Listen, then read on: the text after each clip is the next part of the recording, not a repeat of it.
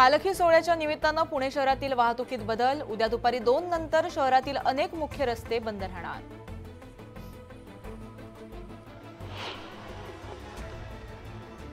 मातोर येथील दगडफेक प्रकरणी शिरूर कासार बंदची हाक। ओबीसी समाजाच्या वतीनं कडकडीत बंद।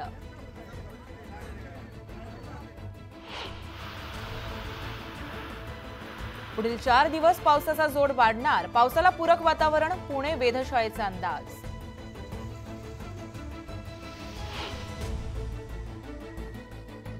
कोल्हापूर जिल्ह्यात पावसाचा जोर वाढला। मुसळधार पावसानं राजाराम बंधारा पहिल्यांदा पाण्याखाली।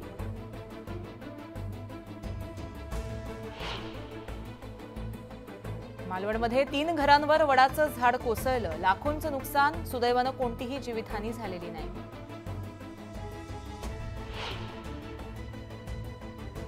हिंगोलीतील ब्रह्मपुरी गावातील शाळेच्या वर्गखोल्यांची दुरावस्था। वादळामुळे उडाले पत्रे। तात्काळ दुरुस्ती करण्याची पालकांची मागणी।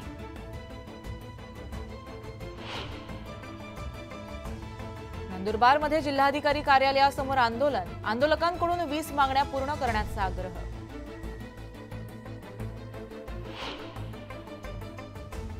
वाशिमच्या कारंजा कृषी उत्पन्न बाजार समितीत हरभऱ्याच्या दरात घसरण। हरभऱ्याचे दर 300 रुपयांनी घसरले।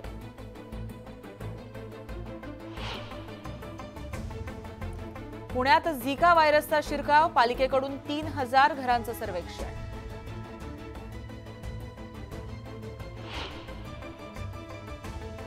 चिपळूणमध्ये वेश्या व्यवसायाप्रकरणी पोलिसांची कारवाई। 2 महिलांसह 2 पुरुषांना घेतलं ताब्यात।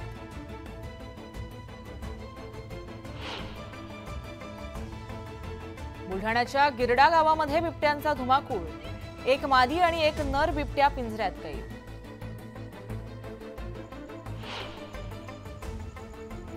मातोर येथील दगडफेक प्रकरणी 29 जणांविरोधात गुन्हा दाखल। सध्या गावात एसआरपीएफच्या तुकडीसह 60 पोलीस तळ ठोकून। छत्रपती संभाजीनगर शहरातील 48 इमारती धोकादायक अवस्थेत। गौतम नगरातील एका इमारत पालिकेकडून जमीनदोस्त।